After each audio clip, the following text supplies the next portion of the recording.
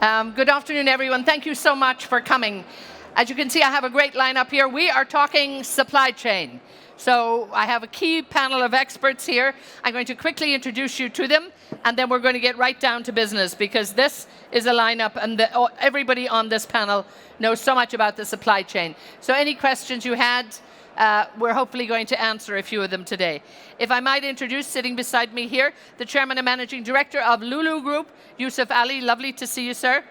The co-founder and CEO of Kitopi, Mohamad. Lovely to see you. Omer Awan joins us, the Supply Chain Vice President for India, MEA Procter & Gamble. Ronaldo Muchawar, the Vice President of MENA for Amazon. Thank you so much. Ismail Zubairu, the CEO and President of the Africa Finance Corporation. And Asaad AlJamoai, the Senior Advisor for the Minister of Investment, KSA. That's our group here, so we have a very diverse group on different topics that we're going to talk to. If I can talk to you, Mr. Ali, first, I mean, when we look at how Lulu diversified the supply sources, I mean, in terms of supply chain disruption, clearly we've all survived the pandemic, but at the time there was a lot to be done. Talk to me about that diversity. Is it because of your presence in what, 16 countries, 28 cities? How do you actually diversify supply sources? First of all, today this is very important discussion and important subject, because His Royal Highness Prince Mohammed bin Salman yesterday or day before yesterday declared about supply chain aid and help and support to increase the supply chain and logistic in Kingdom of Saudi Arabia. So we are thankful to His Royal Highness first. Secondly, see, we learned a lot of solution after seeing the problem in the pandemic. You know that these 2.5 years, we had very difficult time for uninterrupted supply, shipping problems, plus the non-availability of the product. And any small thing happened in the world, it will affect the supply chain. An example, Suez Canal blockade. 389 ships blocked. Yes.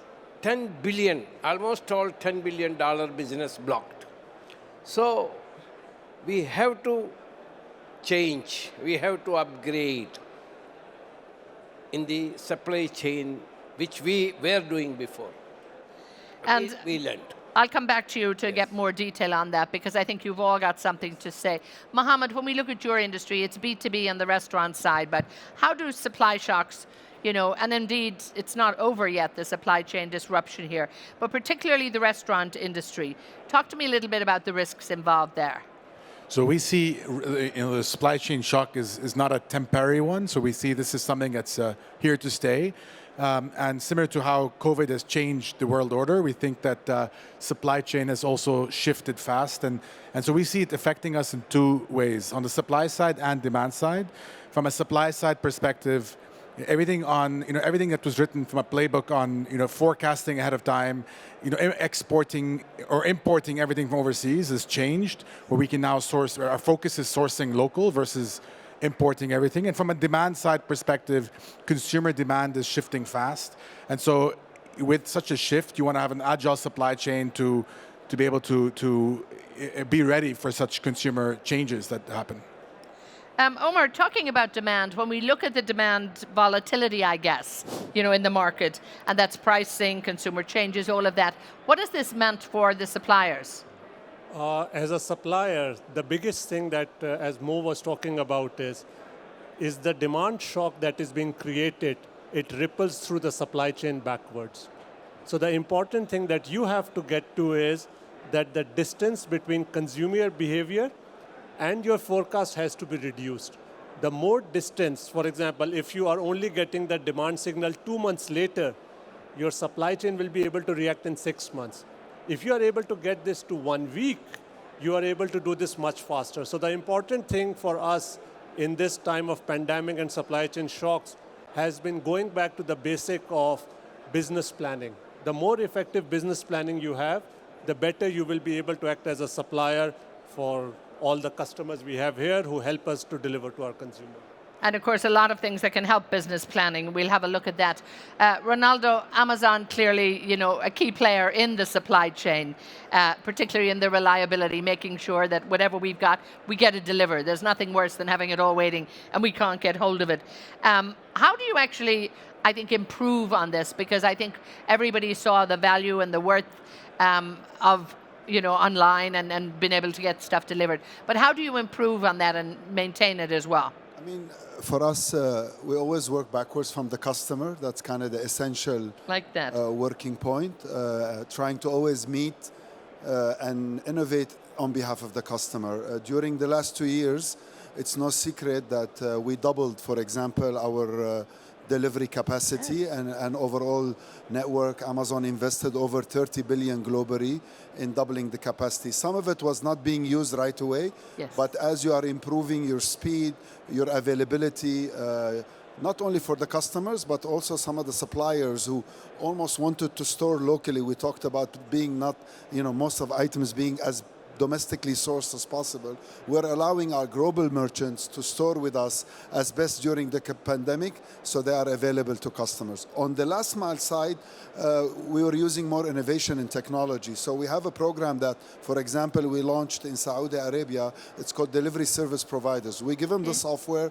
We agree with the fleet management company. So these entrepreneurs in different regions in the kingdom basically use our tools and our working capital, and they are guaranteed business, and they deliver within the neighborhoods they are working. So you are scaling using smaller businesses that are more agile, that are more cost effective, and they know the neighborhoods of the areas they are living in, so they have basically higher effectiveness. And this way, with partnerships as well as building capacity, we're able to overcome some of the challenges. And going forward, obviously, everyone wants things faster, so we see speed continuously being something that will improve over time, and availability of ranges, because if you're out from one brand, you want to have alternative brands. Hence, we need to have the capacity to basically provide choice to customer through a much wider selection. And I think ultimately, people demand choice in this day and age. They can understand when there are some shortages, but I think we've all got to a comfort space where we demand choice.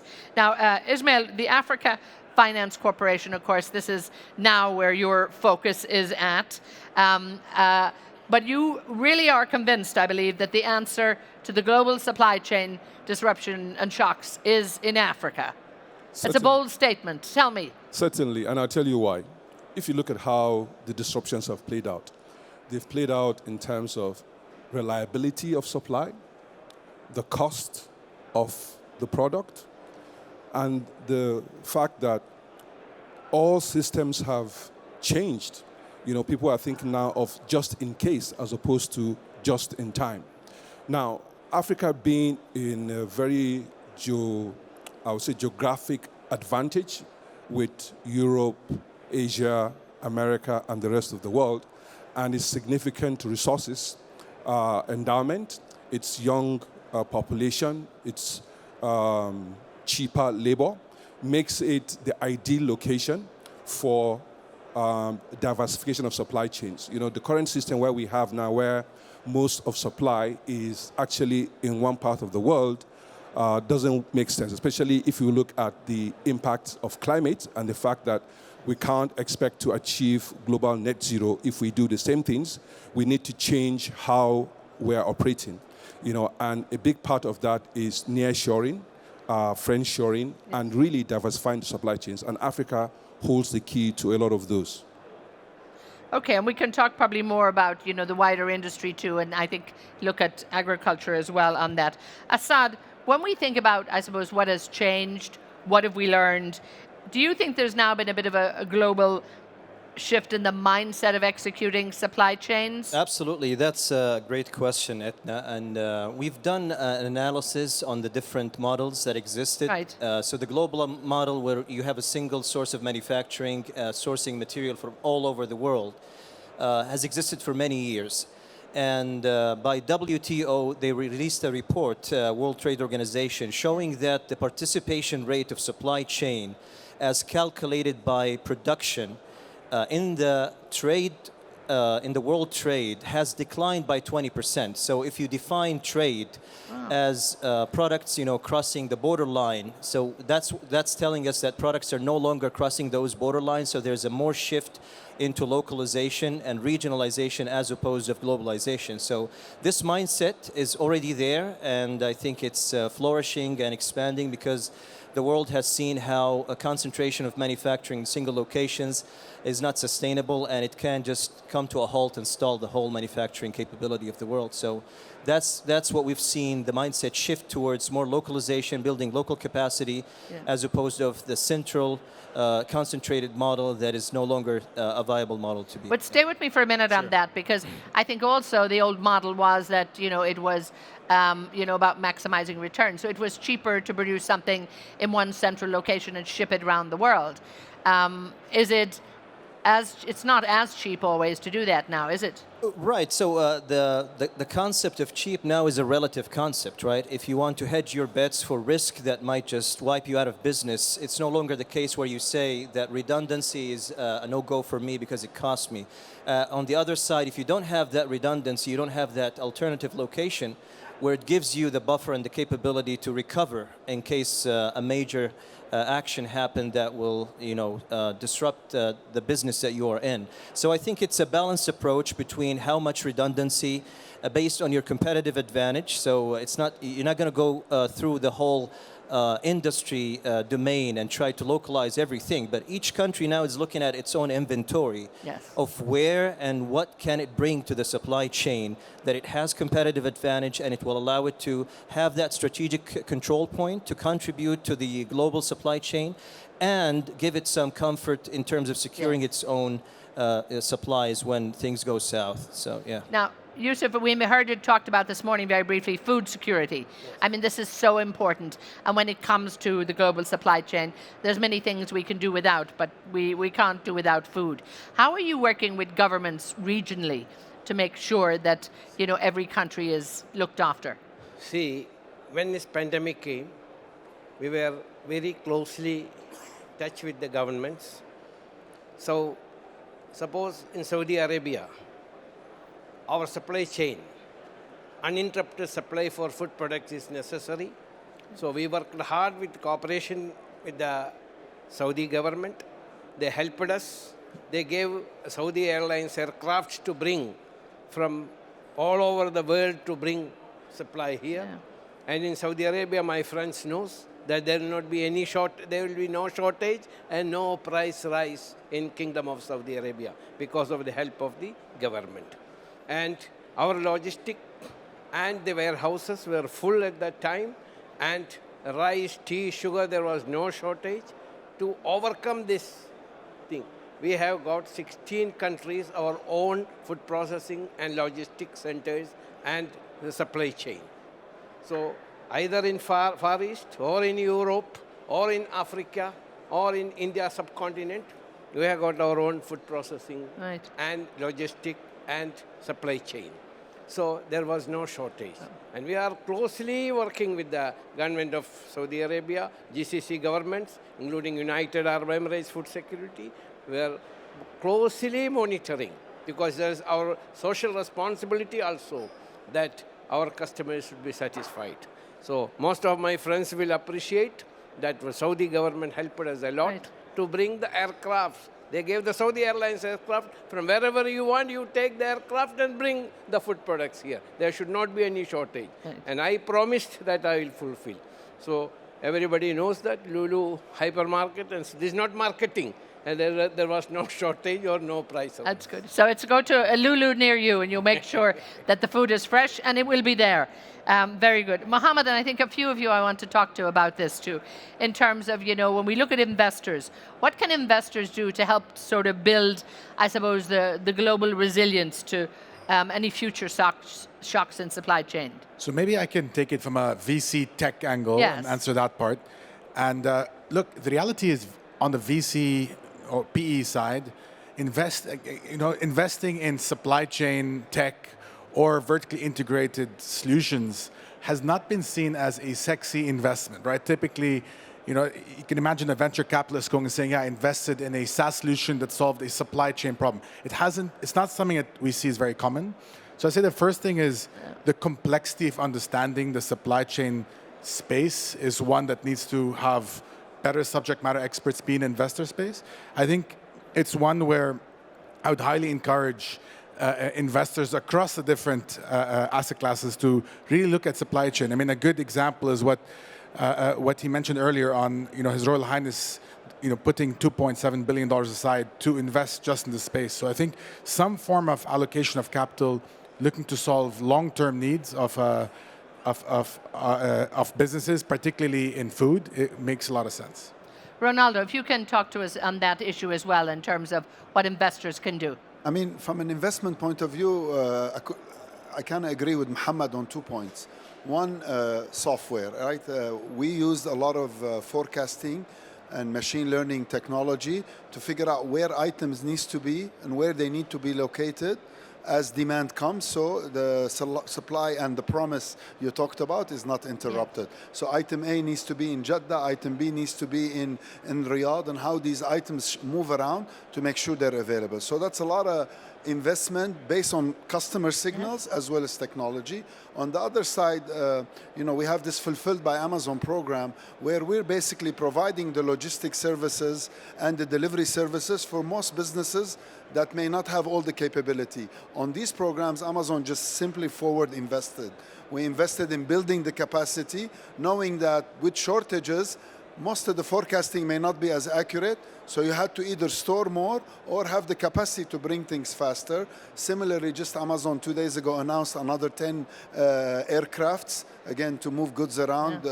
We continue to use Prime Air as one way also to shortcome some of the disruptions that are happening. Ismail, if I can keep you on the investment question as well, how do you mobilize investor finance at scale, really? I know we're competing with a little bit of sound out there, so you need a good microphone. Yeah, the way to look at mobilizing investment is around objectives. And for us, what we do is we try to make clear what the priorities should be in terms of competitiveness from a cost angle, and also look at reliability. So what we're doing now is we're trying to build supply chains, that are going to focus on first increasing the amount of value that is captured from the resources, so that we reduce the amount of voyages that are required. Also because we have an eye on climate. We're looking at how can we proactively reduce carbon emissions from business as it exists today. And the way to do that is to look at how can we capture more value locally. How do we do the investments for transformation to happen? So that way you have lower amount of goods moved, and then how do you also look at the regional market, which for Africa is growing, and it's going to be one of the largest free markets. So how do you create the stock of goods that you can trade within that market in a way that you are increasing the value of the goods, you are enhancing the skills and capability of people within that market. So when you have it clearly articulated, clearly funding follows. So what we've done is to encourage countries to see where do they have comparative advantages, what value chains exist, how do you go up the value chain, and then the investment follows. We do that by first proving the case, as we have done in countries like Gabon, in Togo, in Benin, and I'll give you just maybe one example where we're trying to move, we've moved from timber, logs of wood to furniture, veneer, sawwood, and that has increased exports, reduced shipping, reduced net emissions. We also think that going forward, we should be looking at carbon capture and storage, because most of the models are not working now because people are trying to do them in Europe or trying to do them in America, where they don't have the comparative advantage. If you also look at the fact that we're going to need a lot more electric vehicles going forward, and all of that is going to require significant minerals and metals that already exist, in Africa. It doesn't make sense to transport them to China where it's currently processed, and then export them to the rest of the world. Bearing in mind that we also have a growing population that requires these goods to be utilized within the continent. So it makes the case for you to do the local processing on the continent, and the investment to drive the local continent, the local investments is what we're pushing and advocating. Asaad, on that question of investment too, I suppose what trade-offs are being complemented? Yeah, that's a great question, Eithne. If you look at the main forces that are really transpiring together to shape the business today, you can summarize three of them. So cost leadership, resilience, and sustainability. Historically, it's all been about cost leadership. So companies would say, I would like my product to be the lowest cost possible, and pursue that by any means. Today, it's not really possible, because if you add to it sustainability and the use of, for example, clean energy, it's forcing a lot of businesses to reconsider the model of not being able to pursue their business the way they used to do. Add to it and compound to the problem the resilience issue. It's no longer the single location that you can run your business in. You have to create buffer. You have to look for alternative sources. So that's a compounded statement now. Cost leadership, resilience, and sustainability. So the balanced approach is the ideal approach for the business today.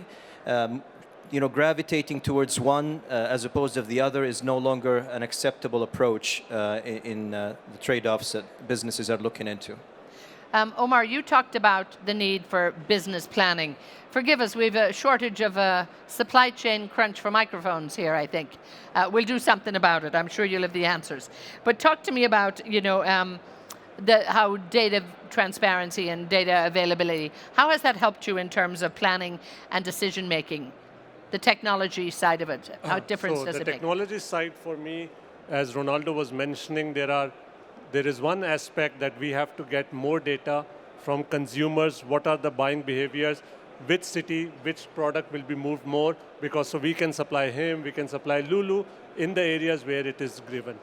I think there is another aspect where supply chain needs help from AI, and that is the supply fluctuations. I'll give you an example. In the last 1 year, how many shipments across Africa have been disrupted because of some external factor?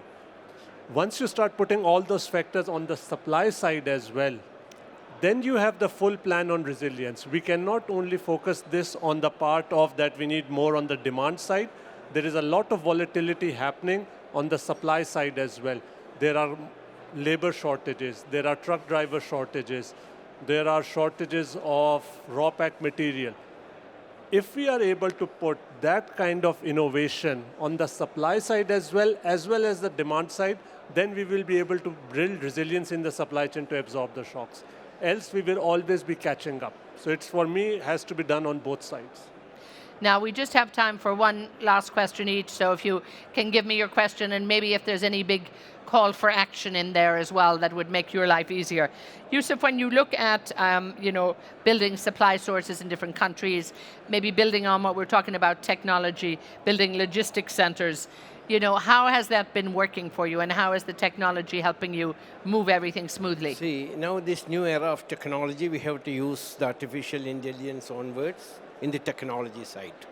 And I'm very happy that the governments, local governments, suppose Saudi government, Saudi, they are make Saudi. A lot of local products they started making. So that is a very easy method for us to take from the locally and supply to our customers and in our shops.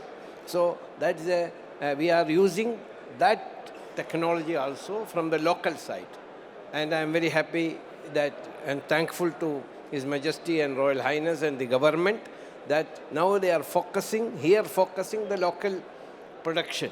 And we are very much connected with the local producers, and this is a new era, new change that we are taking from the local. So we are very happy and comfortable. And I'm sure the whole process has changed a lot since you started. I know you know my good friend Colm McLaughlin in Dubai. Yes. In duty free. Colm always said he started life as a shopkeeper.